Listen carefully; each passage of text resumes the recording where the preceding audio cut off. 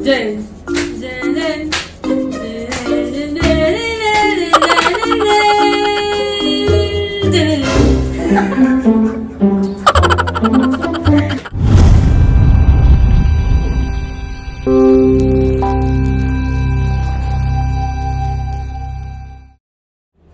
Hello Luxers! Welcome back to our channel. This is Anna Magkawas and welcome to our new vlog. So for today's video guys, it's very obvious sa title pa lang natin na magkakaroon tayo ng isang real versus fake of a Chanel boy bag. As you can see, meron tayong 4 na iba't ibang klaseng Chanel boy bags here. Well, actually yung 3 dito halos magkakamuka.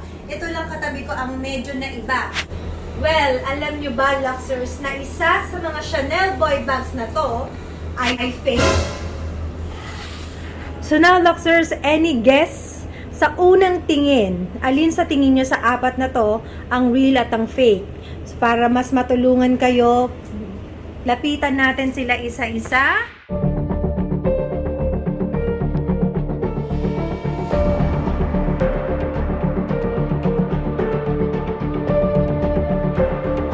Oh, nahirapan kayo, no? Kasi naman, di ba? Kung titingnan natin sila, halos talagang magkakamukha at hindi natin agad-agad masasabi kung alin ang fake sa 4. I-reveal ko na kung alin ang fake sa 4 na to.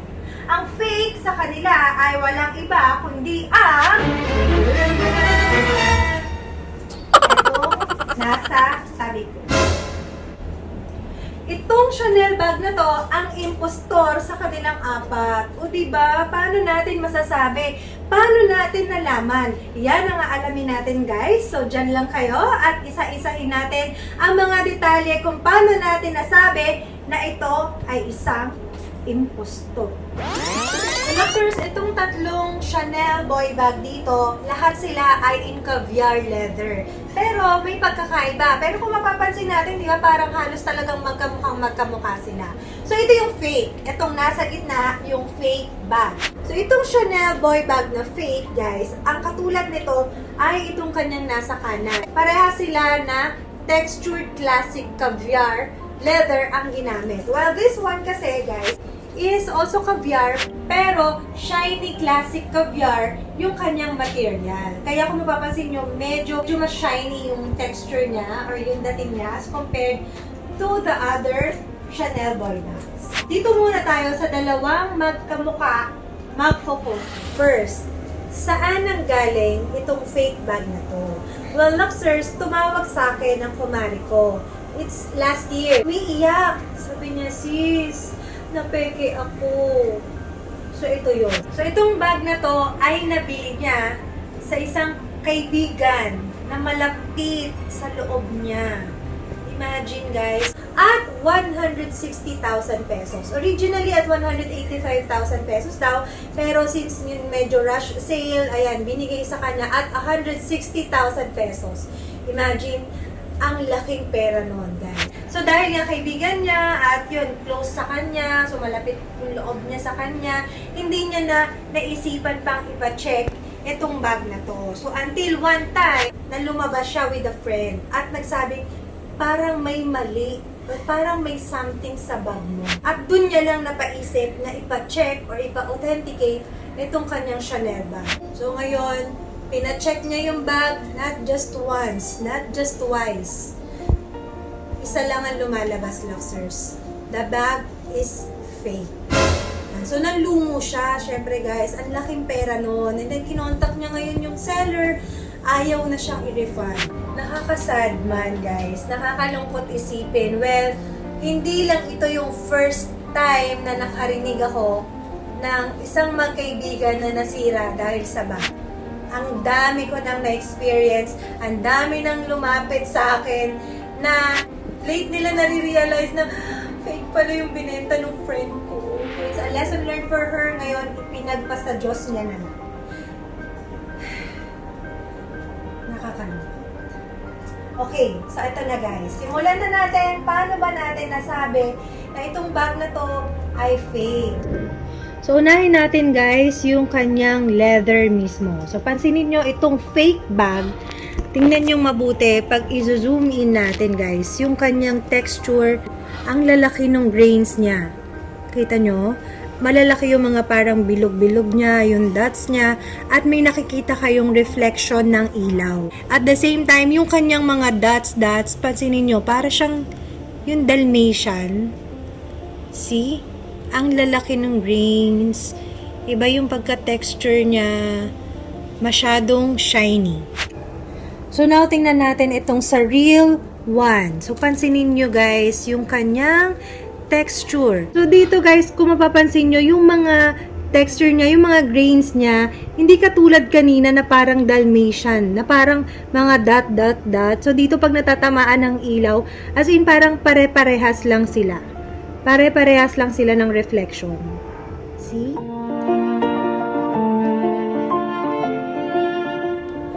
Pag tiningnan natin sila, Luxers, magkamukhang magkamukha. Pagdating sa size, halos walang pinagkaiba. Parehas na parehas ang size. But, pansinin nyo yung kanyang pagka-quilt, yung diamond quilt niya. Look, mapapansin nyo, mukhang mas fluffier itong fake than the authentic one. It's because yung reflection ng ilaw dito, mas nagre-reflect sa texture ng leather na to than dito sa real one. Ngayon, Luxers, tingnan natin yung kanyang sides. Kung mapapansin nyo, talagang halos magkamukha sila, guys. Look! Even yung height, ha? Parehas na parehas. Pero, tingnan natin close up. Tingnan natin dito sa may part ng kanyang hardware. Look. Pansin nyo ba? Pansinin nyo yung kanyang Chanel na naka-engrave. So, pag tinitigan natin silang mabuti guys, mapapansin nyo yung pagkakaiba nila. Look at this fake Chanel engrave. So, kung mapapansin nyo, medyo mataba. Aray. Medyo parang hindi ganun kapulido yung pagkaka-engrave niya. While this one, itong sa original one, look, very sharp, very detailed, at medyo manipis yung font ng Chanel engrave. Kita nyo po? Yan.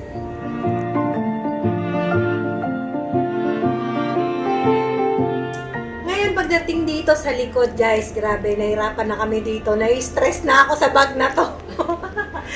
Wala kami masyadong makitang pagkakaiba. Pag, you know, tingnan nyo, di ba? Walang masyadong pagkakaiba. Maliban dun sa, yun nga, sa reflection ng ilaw sa kanyang leather. But, pag, yan. Ito na lang, guys. I-press natin yung quilt niya. Pag pinress natin to, malambot siya na parang may hangin sa loob. Well, this one naman, pag pinress natin yung real one, medyo firm siya na yung loob niya ay parang may laman. Oh, ito parang hangin. Ito hindi. Grabe yung bag na to, Luxers. Pagdating sa tahi, sa sinulid, alam nyo, talagang minagnifying glass ko na siya. Halos magkaparehas, guys. Magkaparehas ng sinulid, magkaparehas ng bilang ng tahi. Wala kang masyadong makikita pagkakaiba. As in, talagang nakakapeke itong bag. Now, let's proceed sa kanyang strap. Luxers, medyo nahihirapan kami na pakita yung talagang pagkakaiba nitong fake bag dito sa mga original ones. Dahil minsan merong release si Chanel na may certain differences din talaga, pero legit. But in this case guys, itong ipapakita ko sa inyo is present dito sa lahat ng mga real Chanel boy bags na wala dito sa fake. So ito, tingnan natin close up guys. So, itong tatlong hawak-hawak ko po na strap ay strap ng mga real Chanel boy bags na iba-iba. Okay? Pero pansinin nyo po yung kanilang details dito sa may area na to. Yan. The logo ng CC, very detailed ang pagkaka-engrave. And then, itong part na to, kita nyo yung butas, guys. Lahat sila merong parang, alam nyo talagang sinadyang butasin. Look. Diba? And then, ipasok natin itong si fake one. Look. Pansinin nyo po, itong dito. See? Walang butas. As in, parang ini-slash lang siya. Merong butas pero sobrang liit. As in, parang butas lang ng karayom. Tapos, ini-slash pababa. Unlike ito, nakitang-kita talaga yung butas niya. As in, talagang empty. As in, whole. 'Di ba? See? And then, tingnan natin yung kanyang gilid. As you can see, masyadong makapal. Masyadong makapal yung kanyang leather strap as compared to the other straps. Here. Kita nyo po yung pagkakaiba? 'Di ba? Ito halos talagang, ayan oh, makapal talaga oh, nanggigigil ako eh. Okay. Then, check natin ito. Mas makapal pa rin ito. Then this one. Mas makapal pa rin ito. Now, Luxers, bago tayo pumasok sa loob ng bag, puntahan muna natin yung kanyang hardware. So, as you can see, itong fake bag, yung hardware niya ay may pagka-shiny, light gold, or may pagka-champagne. Ito kasi real natin dito, meron tayong gold hardware, and meron tayo ditong brushed gold hardware, at ito, yung similar sa hardware nitong ating fake bag. Look, close up. So, itong hawak ko is the fake Chanel chain of a boy bag, while this one is the real one. So, kung mapapansin nyo guys, look, unang tingin halos magkaparehas, pero pansinin nyo na mas matingkad pa rin ang pagka-shiny nitong real one. Itong fake, medyo mas pale yung kulay niya. So, mas may pagka-dark, mas darker itong kabila. Mas darker itong real one. Hindi ko masyadong sure kung pansin nyo po sa sa video. Pero yun yung napapansin ko sa kanya in actual, guys. At saka alam nyo, nakakalungkot kasi yung kanyang, alam nyo yung bigat niya, yung timbang niya, halos parehas. Halos parehas talaga. So, ito yung strap niya, guys. Look, yung handle niya. Halos talaga magkaparehas na magkaparehas. Well, meron akong ilang mga vlog na napanood na parang nabanggit nila, doon sinabi naman nila na hindi sila sure doon. Nabanggit nila na yung sa real one is yung kanyang pinaka-belt is dito nakaharap, pag ganito. While yung fake is parang nakaganito yata, parang magkasaliwaan silang dalawa. Parang ganyan, magkaharapan. Pero I think, kasi in this case, yung dito sa fake one, parehas lang sila na nandito sa isang side. Siguro it depends na lang kung paano kinabit yung strap. Kasi eto naman natatanggal naman yung strap eh. Kasi pwede naman nating tanggalin yan eh. Then baka nagkabaliktad lang ng kabit. So open natin siya and unahin natin itong area na ito, guys. Syempre yung screw, yan, mahalaga yung screw. Diyan pa lang pwede na nating ma-determine, Luxers. Itong hawak natin, guys, is the fake one. Pansinin nyo yung mga screws niya. Hindi ko masyadong makita yung mga corners niya, yung pagka-hexagon niya. Now, i-check natin itong screws nitong mga real ones natin. Look. See, very detailed. Kitang-kita. 'Di ba? Kitang-kita yung bawat corners, yung bawat sulok, yung pagka-hexagon ng screw niya. Now, let's check yung kanyang Chanel Made in Italy na naka-patch yung leather tab niya inside. So, kung mapapansin nyo, medyo manipis yung font nitong fake as compared dun sa mga legit ones natin. Color ng Chanel Made in Italy, medyo mas dark yung pagka-gold niya. Now, i-feel natin itong kanyang lining, guys. Look. So, yung lining naman nito as compared dito sa mga ibang original natin dito. Halos, alam nyo, halos magkaparehas, guys. Look. Itong fake, medyo mas manipis. Mas manipis, mas malambot siya ng konti as compared dito sa legit ones. I even compared also sa ibang bags na meron tayo dito. So, yun yung napansin ko lang. Hindi mo masyadong mahalata talaga yung difference. Talagang kailangan mong busisiin, Luxers. Itong bag na to talagang nakakapeke talaga to. Nakakadaya. Now, i-check natin yung kanyang hologram, yung pinakamahalaga syempre, yung number 1 na tinitingnan natin pag-check ng mga Chanel bags. Guys, itong hawak natin na Series 26 bag is the real Chanel Boy bag. Pansinin nyo yung hologram sticker niya, guys. Look, di ba may nakikita kayong parang mga makikintab, which is mga glitters siya, na nasa loob mismo nung sticker. So, kalat-kalat siya. Kalat-kalat yung glitters niya, guys. Even dun sa white area, may glitters siya. Kung mapapansin nyo. Look, and then meron din siyang X mark. Here, parang may naka-ekes. Kita nyo po ba? Ayan, may parang naka-ekes doon sa mismong gitna nung sticker. So, yan yung isang sign na real ang isang hologram ng Chanel bag. I-check natin itong sa fake bag. Kung mapapansin nyo, medyo maliit. It's because natanggal yung nasa gilid niya. Meron din siya dati na nakakabit dun sa palibot niya, nun sa gitna. Kasi parang natanggal siya, ito na lang yung natira. So ito, kung mapapansin nyo, yung sa may white area niya, wala siyang mga glitters, guys. As in, white lang talaga siya. May nakikita ako mga glitters dito sa mga gilid-gilid. Pero sobrang, alam mo yung very, very minimal na hindi mo siya mahalos makita. Then, yun nga, dito sa may white area, walang masyadong glitters. And, yung kanyang font, nung kanyang C, yung CC logo niya, guys, for me, medyo mas mataba, mas makapal. At yung font ng mga numbers, iba.